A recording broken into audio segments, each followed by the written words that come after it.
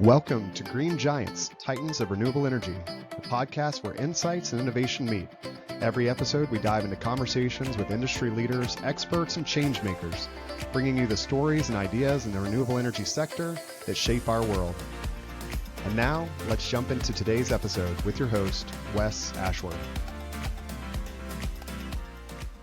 Today on Green Giants, we're excited to welcome Doug Smith, the president and CEO of the Hampton Roads Alliance. Doug is a seasoned leader with a rich background in regional economic development, both in the public and private sectors. He's been instrumental in shaping Hampton Roads, Virginia as a key player in offshore wind energy and is now spearheading the region's efforts to expand into other renewable sectors. Doug's journey into renewable energy came with a realization, after years focused on traditional infrastructure, that the region needed a new playbook to meet evolving energy demands. In this episode, Doug will share how Hampton Roads is positioning itself as a manufacturing and logistics hub for offshore wind. He explores the region's strategic role in reshoring and building a green supply chain, and dives into the importance of local decision-making and driving large-scale energy projects. Stay with us for an in-depth conversation on how Hampton Roads is becoming a critical player in the U.S. energy transition. Doug, welcome to the show. Wes, great to be with you. You tell my story better than I do. Thank you. No, I have to say I've been really excited for this conversation because Hampton Roads isn't just the focus of today's episode. It's also home for me, as you know, and it's not often I get to highlight the incredible work happening, right here in my very own backyard. So really thrilled to dive into the region's story with someone who's been such a key part of its growth. And I think a lot of regions around the world can learn a lot from some of the things that you're doing here. So to kick things off, you've had an extensive career in regional economic development and public service. How did you get involved in the renewable energy space, and what excites you most about your role at the Hampton Roads Alliance? Yeah, it's a great question. I've been here about 5 years, right? As you said, background and a lot of things related to the region, and had been the city manager in Norfolk most recently. And we can talk more about the organization maybe at another time, but the organization was at a pretty critical point, and we were changing the model, changing the mission, doing some different things. And so when I got here, I told our team, I said, I think one of the most exciting things that's coming our way is offshore wind. And candidly, I don't really understand it. I couldn't tell you the difference between an offshore wind turbine and a ceiling fan at the time. I said, I think this is a big deal, and I think the timing feels good. And so we leaned in pretty hard there. And we'll talk some during the conversation, I suspect, about something here called Go Virginia, the growth and opportunity for Virginia, which is something that was started 10 years or so ago, that where the state supports collaboration among localities by giving some money. So we got a grant to really do a deep dive into offshore wind and really understand what the dynamics were going to be, what the supply chain looks like for offshore wind, what the workforce was going to be needed. And that probably began my journey into better understanding, at the time, renewable energy, but really energy in general. Yeah. And I guess expanding on that, what was the key moment? It just made you realize the importance of energy infrastructure in the Hampton Roads region and really to, as you said, sort of go all in. Yeah. So Virginia, or Hampton Roads, in many ways is a cul-de-sac, right? We refer to, you call us a cul-de-sac or you call us a gateway. We like to think of ourselves as the gateway into the country in many ways. But when it comes to energy, we're the end of the line for natural gas. And so the Atlantic Coast Pipeline was proposed. Dominion Energy and some other partners were bringing this multi-billion-dollar project to bear. And frankly, it was going to be the silver bullet for us in terms of making sure that we had an adequate supply of natural gas in our region. And I was part of the group going around advocating for it. And for a lot of the reasons you see these projects get abandoned, there just came a point in time after literally spending over $1 billion where the team just said, this is not going to happen. And we're not going to move forward. I got a call I always remember, it was a July 5th Saturday when one of the senior officials at Dominion Energy called up and said, hey, I need to tell you something. We're going to announce Monday that we're walking away from the Atlantic Coast Pipeline. And it was a gut punch for the region.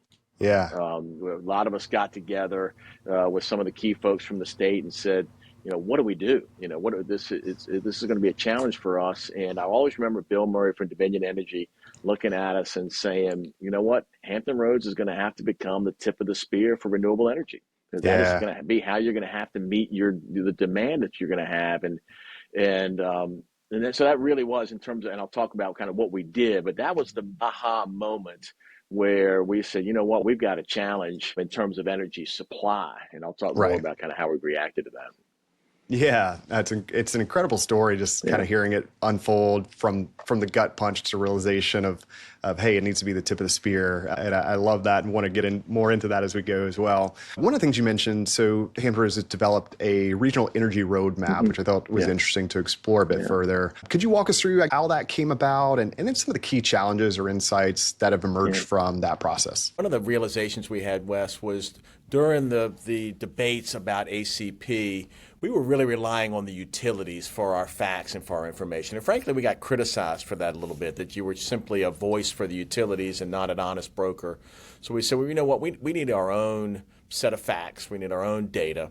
And I mentioned Go Virginia. We went to Go Virginia and got a grant to create what we called eventually this regional energy roadmap. And we hired a group out of Denver called PA Consulting, did a dynamite job for us. But what we said to them was, I don't need a 200-page technical report. You know, what I really need is something that a layperson can understand and that is actionable. Give us something when we're done, make recommendations on things that we can do. And so that's kind of how that came about, and would love to talk about that some more if it makes sense. Yeah, no, absolutely. And I am curious, so when that's all said and done, the roadmap's developed and you have this, 30, 40-page document, whatever it is, what are the key things, I guess, you learned from that and how that steer your direction and into where you are today? Yeah, that's a great question. So I think learnings were a validation that in fact we do have some very real challenges. A validation that we have some real opportunities, but really some good recommendations about process, right? And so the first recommendation was create a regional energy steering committee. Bring that collaborative group together that can start to tackle these issues, start to better understand these issues. So we did that. First thing we did, we put this committee together. It has the city managers, it has industry representatives, it has utilities. The military is a really big factor for us. So the military and we have 19 military installations here, right? We've got the largest collection of military presence, arguably on the planet. It's really important that those folks have access to, reliable, redundant energy. So that steering committee has been meeting for, close to 2 years now. I think the most important thing that came out of that was this idea that these are complex issues. They're not very well understood. And then they're not well understood by our policymakers, our local. Right. Wes, we have 17 localities here, right? Yeah. That means we have 102 local elected officials that are making land use decisions about energy projects. So we can talk more about what that has looked like, but we have really spent this last year and a half, 2 years, really just trying to get everybody level set. What I say is, I don't mind if you and I disagree as long as we're working off the same set of accurate facts. And so we think our job is to get those folks the information they need to make the decisions they need to make. Yeah, which I think is a really critical component. Sometimes it's overlooked in a way as far as that education, the advocacy with the elected officials especially, and then also just the communities and things like that as well too. So I'm curious of that. You look at, I guess, that need in order to educate those folks, to help build advocacy and those sort of things. So what did that initially look like, and how you started that process of educating them, filling them in, making sure that you are making decisions based on the facts? So I mentioned the 17 localities. We have every region has a what's called a planning district commission. Ours is aptly called the Hampton Roads Planning District Commission. Yeah. There are 45 elected officials on that commission. So wonderful venue to sort of get to a pretty good chunk of the elected leaders and tell our story. So we've throughout this process, we have stood in front of them and tried to explain, hey, here's what's happening, here's what the dynamics are, here's what we're doing. The challenge is that as you get about 15 or 20 minutes of what could be a 2 or 3 hour agenda, and I get in front of them. And so it doesn't necessarily sink in. And I remember the last one we went to, I thought a very coherent presentation, talked a lot about nuclear energy. We'll probably talk about nuclear energy on this call, and I was really interested to get in a conversation. And I had made the statement that, folks, this is being driven by, I held up my phone, and the datafication and electrification of everything is driving this. And Wes, the next thing, we spend the next 15 minutes debating electric vehicles. Somebody raises their hand and says, hey, who in here would actually buy an electric vehicle? They half the room, well, I would buy one, half the room, I would. And I was like, oh my gosh. I came back and called our vice chair and said, we're doomed. I said, we can't have, a thoughtful, deep conversation yet until we really start educating these folks. Yeah. And so that resulted in, we teamed up with the state chamber, the Virginia State Chamber recently, and had an energy summit in Williamsburg. We invited every mayor, every city manager, every planning director, every economic development director, business leaders. We ended up with about 250 people in the room and just really started this process of explaining what's coming our way, right? I mean, your audience is obviously outside of Virginia. 70% of the internet flows through Northern Virginia, right? The energy demands for those data centers is enormous. Dominion Energy's integrated resource plan says that demand for energy will double over the next 15 years. Well, that has huge implications for everything we do from an economic development standpoint, not the least of which is land use. And so it's a slow process. As I mentioned, 102 elected officials. Think about half of them are up for re-election every 2 years. So this is so this doesn't even begin to say how do we educate the 1.8 million people. So we're starting with the elected leaders. Yeah, and this is a good example of. This is representative of the entire country and globe, in terms of all these areas and the education that's there. And I think that's the realization that the more we do this, you realize that's where a lot of that focus area needs to be is just making sure people understand it, making sure they have the facts, just the basics down, right? And so we can start having some meaningful conversation. So you're a great case study for that in terms of starting that process and beginning that educational process, which is incredible. Yeah. So as we know and kind of alluded to, so Hampton Roads has become really a hub for offshore wind. Mm-hmm.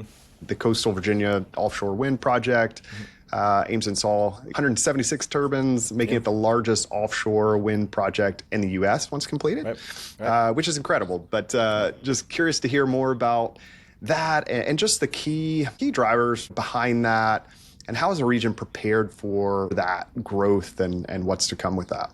Yeah, great. Another great question. So we, again, I think I mentioned we got a grant from Go Virginia to really study not only kind of what does the supply chain look like in offshore wind, but you got to remember, this is an industry that didn't exist in the United States, 4 or 5 years ago. So much has got to come over from Europe, and so we spent a lot of time. I've got a young guy, Matt Smith, who is our director of energy, who really did a deep dive in wind, and really, in many ways, at these conferences, put Virginia on the map as a location that could accommodate wind. And we see ourselves as both a logistics hub, meaning so Portsmouth Marine Terminal has been repurposed as an offshore wind terminal. And if you ride through the Midtown Tunnel today that connects Portsmouth and Norfolk, you'll look over, you'll see probably 24 transition pieces that are just these enormous yellow cone tubes. You'll see monopoles that are going to go out and be the foundations for this wind. And Dominion Energy has ordered is building a jackup vessel that eventually will take all these pieces out. And so that piece has happened. So that marshaling piece, has happened, and we can talk more about that. But we want to be a manufacturing hub, right? So we want to make things here. And this is, I think, interesting. One of the challenges we have is that a lot of the states have put local content requirements on their leases. So they say to the developers, we're going to give you this lease for this offshore wind farm off our coast, but in return, you have to give X amount of jobs, X amount of investment to, the state of New York. Yeah, Virginia didn't do that, and it's been good and bad for us. And I would tell you, we've lost a number of projects where people have said, you know what, you've got a better site, you've got an unbelievable workforce. Think about it. You got to remember, we've been building nuclear aircraft carriers and nuclear submarines and repairing ships for decades here. We have the talent to do this work. but the local content requirement forces these folks to go to other states. So it really required us to zero in on what are the pieces that aren't as impacted by that. And the one we identified was the undersea cables that connect these turbines and bring the power ashore ultimately. And so there's an enormous backlog for that work. There's literally a 7-year backlog if you order cables today. And so we just landed a Korean manufacturer, LS Cables, a company called LS Greenlink, $650 million cable manufacturer going to Chesapeake. Well, we've got the ability to probably bring 2 more sites for 2 more manufacturers. And then, this stuff is heavy. It needs it's waterborne, so it isn't like you can put it in Ohio. It's got to be on the coast, and so we've got 2 or 3 sites that are perfect for this. But then once that's done, we'll be done, and we think that'll generate somewhere between 5,000 and 6,000 jobs for the region when we're all done. Yeah, which is incredible, and it's cool to see the just sort of like win-win-wins. It's a focus on energy transition, creating a cleaner energy, landscape overall, creating jobs, obviously in the local area, supporting the economy. I mean, there's so wide and vast benefits to this and what you're doing. And that's what I always say. It's like, we wish everybody cared about the planet and, wanted to do the right thing. But even if that's not the case, there's still great reason to support it, to get behind it, because it's good for us, good for the environment, good for the economies locally, good for jobs locally, and all those pieces. So it really is incredible to kind of see it. You see the offshore wind project, but then you see all these other kind of ancillary things popping up and supporting that also are beneficial. So really cool to see those projects. So your involvement in just being the head of the Hampton Roads Alliance and thinking about this offshore wind project, like what does that look like for you day to day and your involvement in that and how you're helping, make that happen? Yeah, so it is several-fold probably. At the end of the day, our primary task is to grow the traded sector jobs in the region, right? That is for the companies that are selling goods and services outside the region. So it is helping the companies that are existing, but also pulling companies in here that are new. And as I think I mentioned earlier, in order to do that, you've got to have pretty deep knowledge about these industries. And so our process has really been, all right, figure out, and we're talking about wind. All right, what are the opportunities in wind? Where is the industry going? What are the needs? Then you've got to have a site that will work for that. And that site has to be virtually development ready. Folks aren't going to wait around for you to bring utilities and the transportation. So there is a marketing component to it. There's what we call a product development component to it. And then as we talked about earlier, there's an advocacy component to telling folks this is something that we want to have happen. For example, wind is wonderful, right? But the wind doesn't always blow. It doesn't always blow at the times when you need the energy. You need battery storage and to support that. And not everybody understands what that looks like. Some of those projects have been a little bit controversial. Maybe they've been near somebody's neighborhood, and a city council has said, or the neighborhood shows up and says, I don't think we want this facility near us. They don't even really understand what it is. And so, a little bit we talked about earlier, we have to get in front of these planning commissions and other groups and explain what this is, what this is that is trying to happen. So it's a fantastic job and a fantastic organization and a lot of fun to work here. Yeah, no, absolutely. And I want to touch on a piece you just mentioned just quickly, because I know it's an issue that almost every company that I deal with and people we talk to have these sort of community, call it challenges or what have you, but just as you said, sort of like the not in my backyard type of sentiment. And I love getting those. I think the more we learn about what's working, what people have done that have really helped that. So I'm curious just to hear a bit about how are you addressing that? How are you overcoming that challenge? I know you can never 100% fully overcome it, but how are you winning in that conversation more often? Yeah, so part of it is, again, that education is not only for the elected leaders, not only for the community, but it's also for these developers, for these companies, and letting them know. I may have said this earlier. These kind of infrastructure projects years ago were under the radar. People weren't really paying attention to them. You kind of got your approval and moved on, and that's just not the case anymore. So there's a group of gas company in town for a conference, and we stood in front of them yesterday and on a panel, and one of the things we said was, pull us in early. Let us know when you've got a big project coming your way.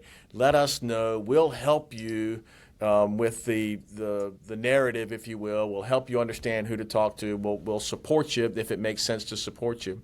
The other thing that I think is really interesting, so I may have mentioned this earlier, we're trying to get our arms around nuclear energy. And I went to a little Virginia Commonwealth University, had a little Nuclear Energy 101 day-long program the other day, and the term that I loved was site by consent. And what it basically said was, hey, if you've got one of these projects, don't go try to force it on some community that doesn't want it, right? Go find the community that will embrace it and will give their consent and do it that way. So I think the entire dynamic around how these large infrastructure projects get developed, how they get explained to the community, and where they get cited is really changing. And for your listeners that are kind of in that world of trying to bring these projects on, reach out to, every region's got, we're called a regional economic development organization. Everybody's got one. Reach out to those guys and say, help me understand who the right players are and what the conversation is. And I tell you, the other thing you hear a lot of is, hey, a quick no is really helpful. So if it's not going to happen, tell me before I go spend a lot of time and energy on it. Yeah, no, absolutely. And I think a lot of key things you said there, one of us just doing that early, the earlier that you're starting to have those conversations involving the right people, the better. Transitioning a little bit, so you alluded to just nuclear, which I know, there's some people out there that really believe firmly in the growth and future of nuclear. Some don't agree with that, and that's okay. We can have differences of opinions, and it's always invited. Right. So you've spoken about nuclear energy being where offshore wind was a decade ago. Yeah. Can you, I guess, expand on that thought and what potential do you see for nuclear energy in the region, especially with the opportunity to develop, small modular reactors and things of that sort? So if you think about our region, I've said this earlier, we, among other things, we're the only place in the world that builds nuclear aircraft carriers, and we're one of two places that builds the nuclear submarines here in Groton, Connecticut.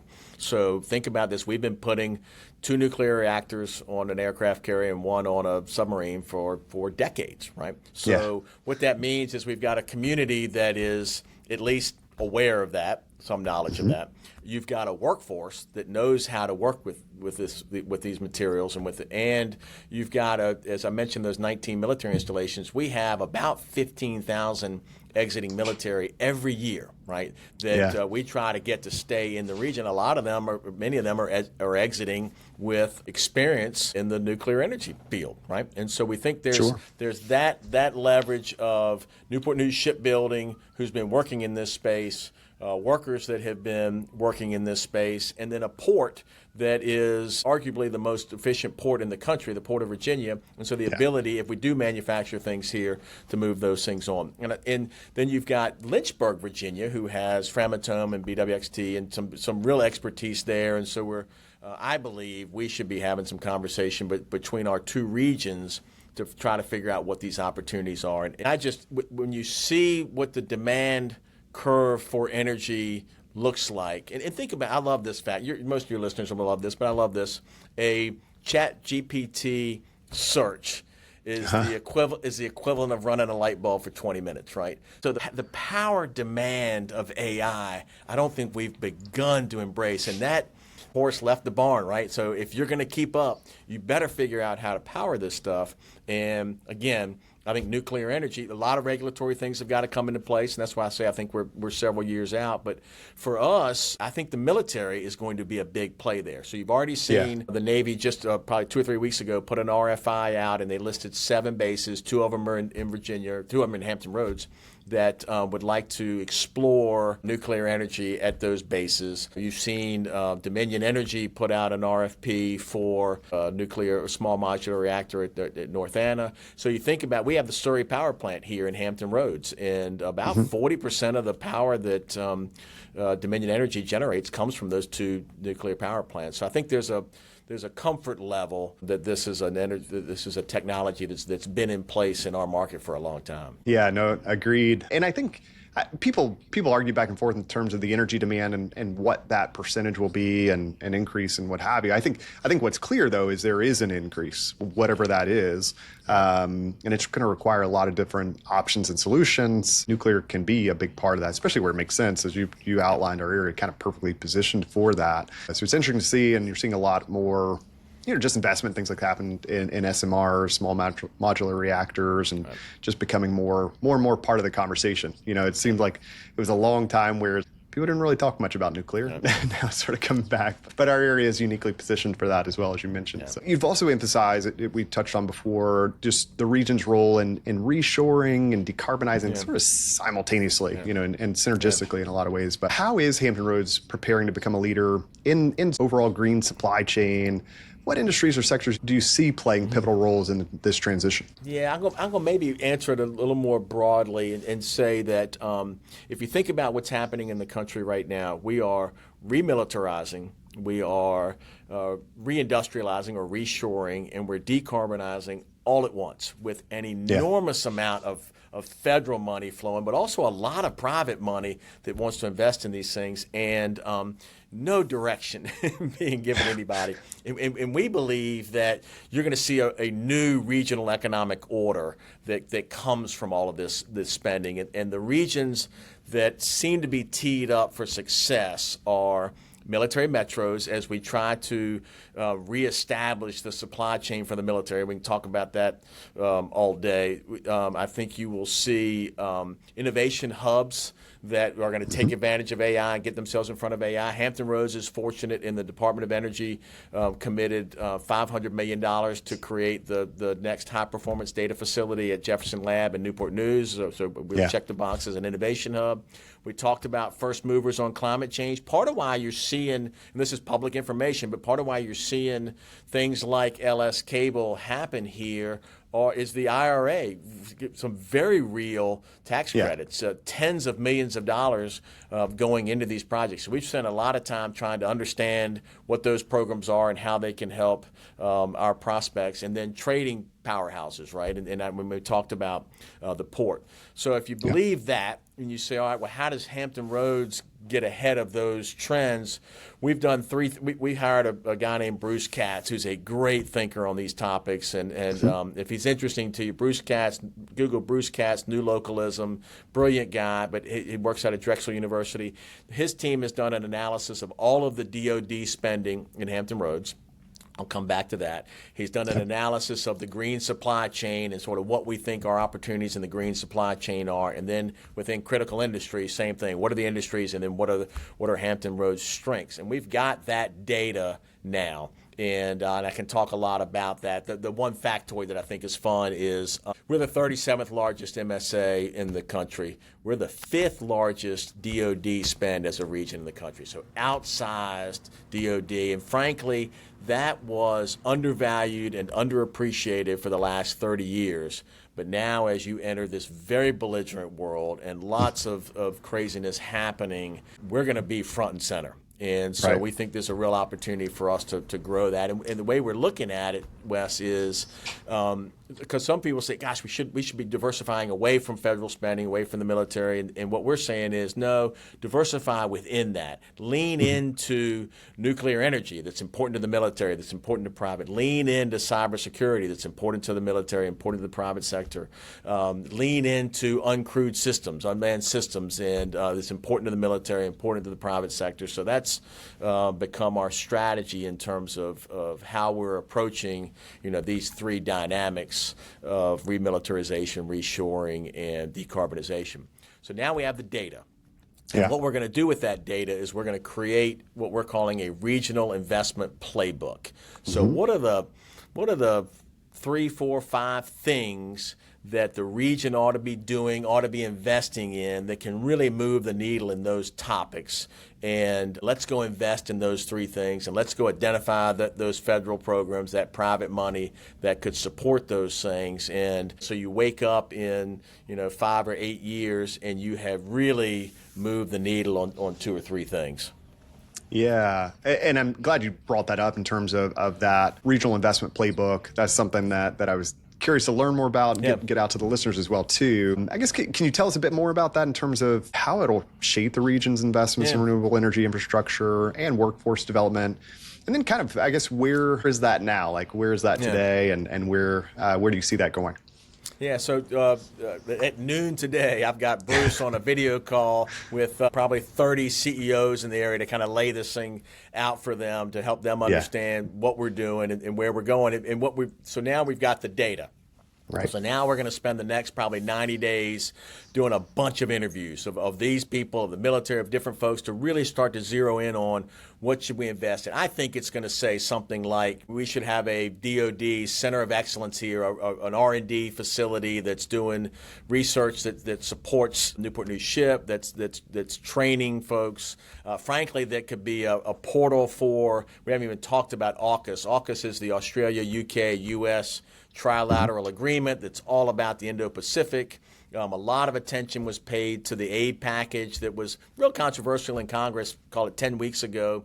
Gaza, Ukraine. What got very little conversation was $10 billion of that package was for the Indo-Pacific, $3.5 billion for this AUKUS program, and the Australians are matching that with $3 billion. So we think there's a real opportunity. We've probably had 40 Australian companies here in the last 8-10 months that want to get in the supply chain with Newport News Ship. So we'll spend these next few months really honing in on what are the big investments we can make. I think one of the things we'll say, we're not graduating enough engineers from our local universities, and what programs should they be in. So I think you'll see stuff around workforce investment. I think you'll see things around supporting the supply chain for DoD. I think you'll see more around decarbonization, maybe nuclear energy, but we'll see that in a few months, and then the idea is to start to figure out, all right, how do we fund these things, and how do we bring these things online? Yeah, no, it's really cool to hear, and it's neat to hear just, I think, all the different pieces of the puzzle, and how it all comes together, and in your unique position, I think you get to touch a lot of those and see a lot of those. So I think it's a really interesting perspective. One question I'm curious, so how can regions like Hampton Roads, so maybe some other regions out there in the country that aren't as far down the path as we are, what do you feel like they can learn or advice as they think, we'd like to start this transition as well, and investing more in clean energy and those sort of things? Yeah, so I think the world's changed, right? And it's A, embrace change. B, it's the old adage, if you do things the way you've always done, you won't even get the same results, right? You're certainly not going to get different results. And so I think this is actually a fun story. So Jared Chalk works with us. He's our Chief Business Development Officer. He does a fantastic job. And there's a lot of times groups like ours it's almost like a dating game. We'll get on a video call, and in his case, we have a bunch of companies in England that are talking about maybe investing in the United States. And so several communities will get on the call and kind of make a pitch, right? So it's almost a speed dating sort of thing. And Jared went first, and he talked about the Norfolk Airport and these new direct flights that Breeze Airways had to San Francisco and to the West Coast. And then he talked about we've got a phenomenal little startup community here. And I forgot what the third thing was. And then person from Atlanta comes up and starts about Hartsfield and the air connectivity from Hartsfield. And then somebody from Austin gets up and talks about the 20,000 startups they had, and the guy from New Jersey's kind of matching our story on the board. And Jared walked into my office. He said, "Hey, we need a new story." And we were to be kind of what we thought everybody else wanted us to be, or what everybody else was, instead of recognizing who we are. We are a maritime industrial defense community, unlike any in the world. People can't be what we are. So lean in on what we are. And I'd say that to the other regions. Figure out who you are, figure out what your strengths are, and lean in on those strengths. And don't try to compete somewhere where that's not your strength. It doesn't mean we won't take a company from a different industry and be thrilled to have them, but we're going to lean in and do our deep dive on this military and industrial complex, if you will. Yeah, I think very, very wise approach, obviously, and focusing on developers and utilities and others. Guess what advice would you give them? You know, that you're in a unique position, being able to see both sides of the table, thinking about, you know, whether it's here, other communities around the globe that are thinking about getting into an area, investing into an area, launching some of these projects in a local area. I guess what advice would you offer them in terms of sort of that initial start and then, you know, ongoing to make it a successful outcome? Yeah, we touched on this earlier. I think it's go where you're wanted, right? The projects. So, Wes, I would tell you that without tipping our hand at all, we've probably got 5 prospects right now that have projects anywhere from $500 million to $3 billion, right? And we may get 1 or 2 of them. We may not get any of them. But the point is the scale of these projects that are out there now is just enormous. And so they know this, but you don't have time to go where you're not wanted. These projects are hard enough. So first of all, go where you're wanted. And then the second one is I may have mentioned this earlier, find an organization like ours, and we're free, right? We get paid. We have localities and companies that are investing in us to go be almost that concierge, if you will, that portal into the region for whoever it is. And we love talking about our region, just as everybody does. So go find that regional economic development group and let them be your champion. Yeah, I love it. Love it. Thinking about your outlook. So from your perspective, what you see day in and day out, being involved with a lot of these key players as well in our area, and they affect at national and global levels. What's your sentiment going into next year? How are you feeling? What do you think the future is for Hampton Roads and the energy transition, focus on renewables and that as a, you know, greater whole as well too? I think this is our moment, right? And I may have said this earlier. I feel like what happened here or happens here has been undervalued and underappreciated. And we tried to, it was, let's globalize, let's offshore, let's take everything out of the country. And that didn't serve us well. You know, we underfunded, if you will, the military and the military complex. And, you know, now as we lean in on the decarbonization, all of those things suit us very, very well. And so the challenge we have is to get our act together. And I'm running around talking to all the city councils, the economic development administrations, the universities, and I tell them a more detailed version of what I told you. And then my last slide talks about sort of that federal spending, that green supply chain, and those critical industries. And we say, this is where I think you fit in each of these buckets. I want you to have this conversation about where you think we fit in. But I think in 90 or 120 days, our region is going to have a plan, and it's going to show where Portsmouth, Virginia fits, or William and Mary fits, or Old Dominion University, or Virginia Beach, or Newport News Ship. And I don't know that we've ever had that before. We've had regional strategies before, but not that really got down to the level. And as we're going around telling this story, it's a lot of nods and a lot of folks saying, yeah, that's who we are. This is what our DNA is. Let's lean in on it and take advantage of this moment in time, if you will.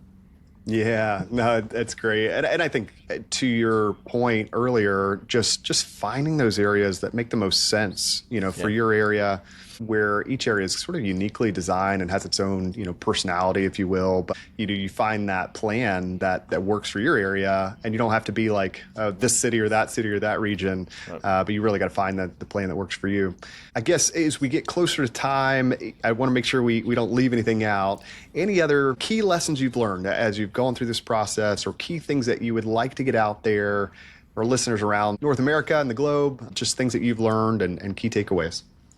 Yeah, I tell you one that we were slow to understand the importance of the private sector in economic development. And I would tell you our region ceded economic development to the public sector for a lot of years. And it was probably 5 or 6 years ago that we really leaned in and went to the private sector and said, you know, we need you much more engaged. We need you. Frankly, we need your investment, but we need your involvement.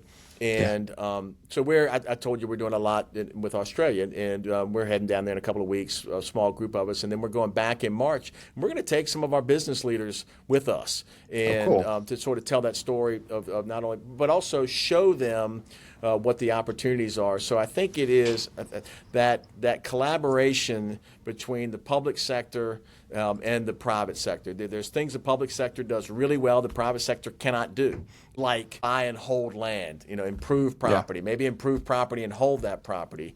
There's things the private sector does in terms of innovation and creation, and at the end of the day, we want you at the table out of your selfish self-interest, because if you're playing well, if you're at the economic development table, your company is going to do better as a result of this region improving and leaning in on the assets that we have. Yeah, and I think that's great. It's been a recurring theme, I think, throughout this, is just bringing as many of the key folks from every part of the equation to the table, and a part of the conversation, a part of the solution, a part of the planning. So I think that's, I think the success is evident just based on the outline that you've shared there in the little bits and pieces. So kind of wrapping up, so as a leader who has helped Hampton Roads evolve into an energy hub, and you've done some incredible things here, what do you hope your legacy will be in this space? So what impact do you hope your work will have on the region's long-term sustainability and economic resilience? It's a great question. And maybe where I'd like to see the region. And if you think about our region, frankly, we have really manufactured, assembled really big, complicated things. So again, nuclear submarines, nuclear aircraft carriers, now offshore wind farms. What we haven't done is we haven't been further up the supply chain on the innovation end, the research and development end. And what I want to see the region, and I think we'll get there with some of the things we're doing, is bringing that innovation, that new technology, new tools to these new emerging industries, and really take Hampton Roads and leapfrog to a region that has those high wage, high skill opportunities that make this a place that, frankly, my kids want to stay, and be here, and the other kids around the country want to move to and say, because Wes, this quality. Everybody says their quality of life is amazing. I got to tell you, any given city's got 30 miles of shoreline, 70 miles of shoreline. We've got this ocean. We've got these phenomenal assets. I was in another region one time and trying to pick their brain, and I won't say where it was, but they've had a lot of success. And the guy at the end of the day said, "Let me tell you something. I spent some time in your market. If we had your water and your music scene, we'd rule the world." It is a pretty phenomenal place, and we just want the world to understand that. Yeah, no, it's incredible stuff, and I would agree wholeheartedly. This is home, and you said for so many reasons.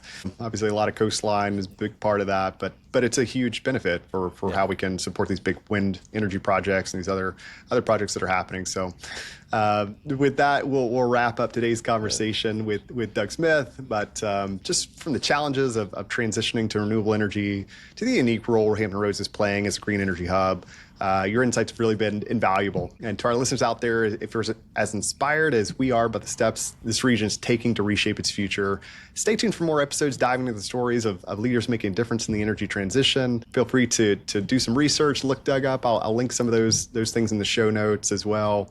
And as always, don't forget to follow us on your favorite podcast platform and share this episode with your colleagues and friends. And thanks for tuning in to Green Giants, and we will see you next time. This episode of Green Giants, Titans of Renewable Energy, was brought to you by Lee Group Search.